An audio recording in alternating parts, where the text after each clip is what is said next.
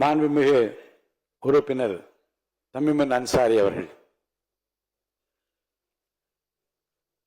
மாண்புமிகு பேரவை தலைவர் அவர்களே, உங்களுக்கு என்னுடைய காலை நல்வாழ்த்துக்களை தெரிவித்துக் கொள்கிறேன். மாண்புமிகு முதல்வர் அவர்களே, நீங்கள் லயோலா கல்லூரியுடைய மாணவர், நானோ புதுக்கல்லூரியின் மாணவன்.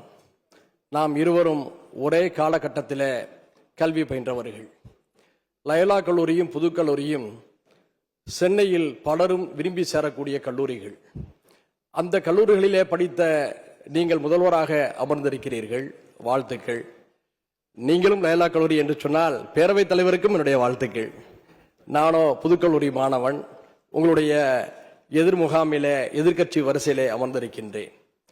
சென்னை புதுக்கல்லூரியும் லயோலா கல்லூரியும் மதச்சார்பின்மையுடைய அடையாளங்களாகவும் இருக்கின்றன. புதுக்கல்லூரியை ஊட்டி என்று சொன்னால் லயோலா கல்லூரியை கொடைக்கானல் என்று சொல்லலாம். அப்படிப்பட்ட கல்லூரியில் பயின்ற நாம் இந்த அவைக்கு வந்திருக்கிறோம் என்று சொன்னால், நமக்கு வாக்களித்தவர்கள் பெரும்பான்மையான இந்து சமுதாய உறவுகள் என்ற மகிழ்ச்சி எனக்கு எப்போதும் இருக்கிறது. இதுதான் தமிழ்நாட்டின் அழகு, தமிழினத்தின் சிறப்பு. அப்படிப்பட்ட சிறப்பை கொண்ட இந்த தமிழ் மண்ணில ஒரு முற்போக்கான ஜனநாயகத்தை வளர்த்தெடுக்க வேண்டிய கடமை நம் எல்லோருக்குமே இருக்கிறது. இங்கே நீங்கள் முதல்வராக பொறுப்பேற்று 4 நாட்கள் ஆகிறது. பல நல்ல விஷயங்களை முன்னெடுக்கிறீர்கள். அரசியல் ஆச்சாரியங்களுக்கு அப்பாற்பட்டு அவற்றையெல்லாம் நாங்கள் பாராட்டி வருகின்றோம். பத்திரிகையாளர்களிடமும் எங்களுடைய வாழ்த்துக்களையும் பாராட்டி வருகின்றோம், தெரிவித்து வருகின்றோம். இப்போது கூட நீங்கள் 717 மதுக்கடைகளை மூடியிருப்பது தமிழ்நாட்டில் இருக்கக்கூடிய பெரும்பான்மையான மக்களுடைய மனதிலே ஒரு பெரிய மகிழ்ச்சியை ஏற்படுத்தியிருக்கிறது. அதற்காக என்னுடைய வாழ்த்துக்களையும் பாராட்டுகளையும் இந்த அவையிலும் உங்களுக்கு தெரிவித்துக் கொள்வதிலே நான் மகிழ்ச்சி அடைகின்றேன். அதே நேரத்தில் என்னுடைய மாற்று கருத்து ஒன்றையும் நான் பதிவு செய்ய கடமைப்பட்டிருக்கின்றேன். தங்களுடைய அரசியல் பிரிவுடைய சிறப்பு அதிகாரியாக ரிக்கி ராதன் பண்டிட் என்பவரை நீங்கள் நியமித்திருக்கிறீர்கள். இந்த விஷயத்தில் ஒரு வரலாற்று செய்தியை நான் பகிர்ந்து கொள்ள விரும்புகின்றேன். தமிழ்நாட்டுடைய எழில்மிகு வரலாற்றிலே சேர சோழ பாண்டியர்களுடைய சிறப்புகளை பேசாமல் யாரும் இருக்க முடியாது. கிபி 2ஆம் நூற்றாண்டில தமிழ்நாட்டில் சேர மன்னராக இருந்தவர் இமயவரம்பன் நெடுஞ்சேரலாதன் என்பவர்.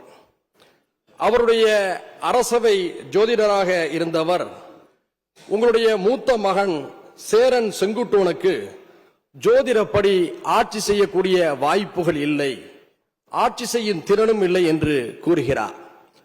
உடனடியாக அடுத்து அவர் சொல்வது, அவருடைய தம்பி இளங்கோவடிகளுக்குத்தான் அந்த ஆட்சி செய்யக்கூடிய கட்டம் ஜோதிடத்திலே தெரிகிறது என்று சொல்கிறார். உடனடியாக அதிர்ச்சி அடைந்த இளங்கோவடிகள் அந்த இடத்திலேயே ஜோதிடத்தை முறியடிக்கக்கூடிய வேலைகளில் ஈடுபடுகிறார். உடனடியாக துறவரம் 3 வடக்கே செல்கிறார்.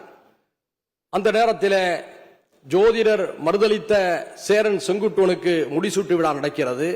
சேரன் செங்குட்டுவன் 55 ஆண்டு காலம் சிறப்பான ஒரு ஆட்சி நடத்தினான் என்பது வரலாறு.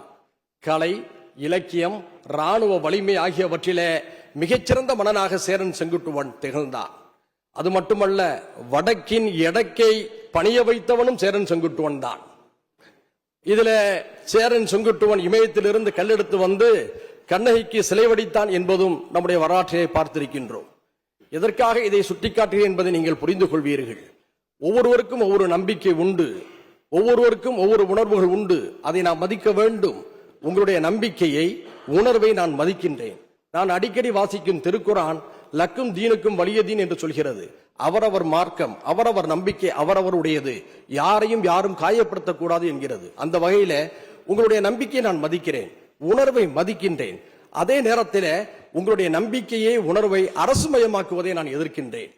இந்த அவையில பல தலைவர்களுடைய படங்கள் இருக்கிறது.